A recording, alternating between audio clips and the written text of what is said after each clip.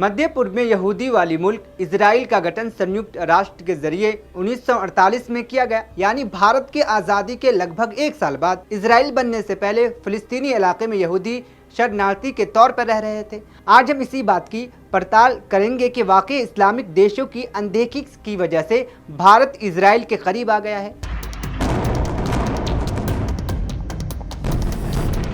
नमस्कार, मैं शहबाज। इजराइल के गठन में अमेरिका और ब्रिटेन की अहम भूमिका रही। यहूदी मूल रूप से फिलिस्तीनी इलाके के थे, लेकिन 71वें ईस्वी में रोमन यहूदी युद्ध में उन्हें बेदखल होना पड़ा।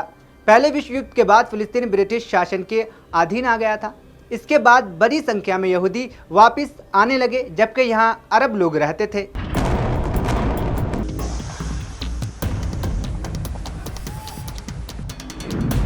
अरबों के बीच डर पैदा होने लगा कि उनकी ज़मीन पर यहूदी बस रहे हैं। अरबों ने यहूदियों के आने का विरोध किया और उन्होंने अपने लिए स्वतंत्र फ़लस्तीन की मांग की।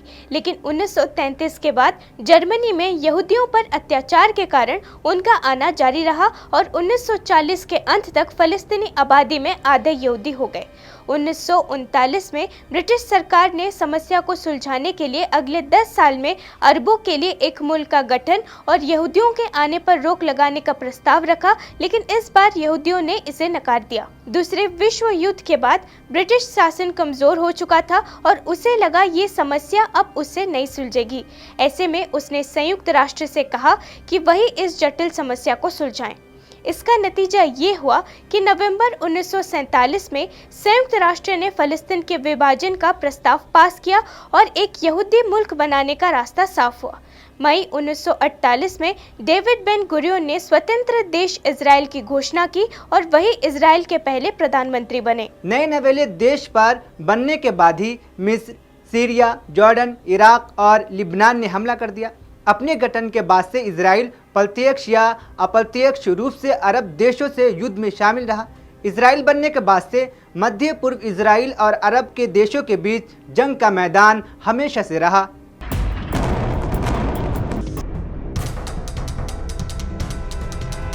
उन्नीस में ब्रिटिश शासन के पहले पील कमीशन का गठन किया ताकि इसका समस्या को 2 मुल्कों का गठन कर सुलझाया जा सके, एक मुल्क अरबों के लिए और एक यहूदियों के लिए। लेकिन अरबों ने इस प्रस्ताव को पूरी तरह से नकार दिया।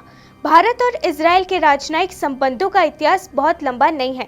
भारत ने इजराइल के बनने के तुरंत बाद एक स्वतंत्र मुल्क के रूप में मान्यता नहीं दी थी। भारत इजराइल के गठन के खिलाफ था। भारत ने संयुक्त राष्ट्र में इसके खिलाफ वोट किया था। भारत के समर्थन के लिए मशहूर वैज्ञानिक आइंस्टाइन ने नेहरू को खत लिखा था, लेकिन नेहरू ने आइंस्टाइन के खत को भी नकार दिया था। आइंस्टाइन ने नेहरू को लिखे खत में कहा था, सदियों से यहूदी दरबदर स्थिति में रहे हैं और इसका खामियाजा भी उन्हें भुगतना पड़ रहा है। लाखों यहूदियों को तबाह कर दिया गया है। दुनिया में कोई ऐसी जगह नहीं जहां वे खुद को सुरक्षित महसूस कर सके।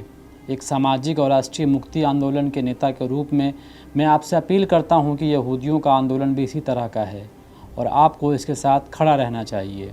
नेहरू ने आइंस्टाइन को जवाब में लिखा था कि मेरे मन में यहूदियों को लेकर व्यापक सहानुभूति है।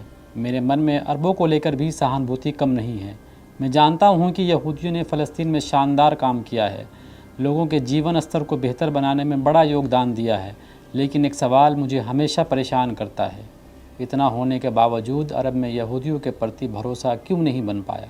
आखिरकार 17 सितंबर 1950 को नेहरू ने इजराइल को मान्यता दे दी। नेहरू ने कहा था कि इजराइल एक सच है। उन्होंने कहा था कि जब इसलिए परहेज किया गया था क्योंकि अरब देश भारत के गहरे दोस्त थे और उनके खिलाफ भारत बिल्कुल भी नहीं जा सकता था। हाँ, लेकिन इसके बावजूद राजनीतिक संबंध स्थापित नहीं हुई। भारत ने आंतरिक और अंतर्राष्ट्रीय परिस्थितियों के कारण इजराइल से दूरी बनाई रखी। भारत को 1947 में आज़ादी के बाद आर्थिक और विकास के लिए अमेरिका और यूएसएसआर दोनों की फंड की ज़रूरत थी। दूसरी तरफ अपने गठन के बाद से ही इजराइल अमेरिकी खेमे में था। वहीं भारत गुटनिरपेक्ष की नीति को लेकर आगे बढ़ रहा था। ये नीति किसी भी खेमे में शामिल होने के खिलाफ थी। तब भारत का अरब वर्ल्ड से अच्छा संबंध था। भारत अपनी ऊर्जा ज़रूरतें अरब वर्ल्ड से ही पूरा कर रहा था और बड़ी संख्या में भारत के लोग भी अरब के देशों में नौकरी कर रहे थे और इन्हें भारत में विदेशी मुद्रा भेजने का अहम स्रोत स्तोत्र माना जाता था। भारत में बड़ी संख्या में मुस्लिम आबादी भी है और इजराइल से दूरी बनाए रखने में एक कारण इसे भी माना जाता है। लेकिन 1991 में खाड़ी के युद्ध के बाद स्थिति बदली और इजराइल मध्य पूर्व में एक ताकतवर मुल्क बनकर उभरा। दूसरी तरफ शीत युद्ध के अंत के बाद भी दुनिया की तस्वीर बदल गई थी। तब तक भारत के सैनिकों को हथियारों की आपूर्ति सोवियत यूनियन से ही होती थी। सोवियत यूनियन के पतन के बाद भारत को भी सैन्य आपूर्ति के लिए एक भरोसेमंद साथी की तलाश थी। तब इजराइल और अमेरिका भारत की जरूरतें पूरी कर सकते थे, लेकिन भारत का संबंध अमेरिका के साथ शीत युद्ध से ही सामान्य नहीं था। अमेरिका की दोस्ती तब पाकिस्तान से थी, क्योंकि शीत युद्ध में पाकिस्तान अमेरिका के साथ था। ऐसे में भारत यूएसएसआर के पतन के बाद भी रशिया का करीबी रहा। तब भारत का इजराइल के साथ राजनयिक संबंध नहीं था, जबकि इजराइल का अमेरिका से बहुत ही करीबी रिश्ता था। अमेरिका ने संयुक्त राष्ट्र सुरक्षा परिषद में अपने वीटो पावर का इस्तेमाल कम से कम 33 बार इजराइल के लिए किया है। इजराइल सैन्य हथियारों की आपूर्ति भारत में कर सकता था, लेकिन इसके लिए अमेरिकी मंजूरी जरूरी होती थी, क्योंकि दोनों देशों मिलकर उत्पादन करते थे।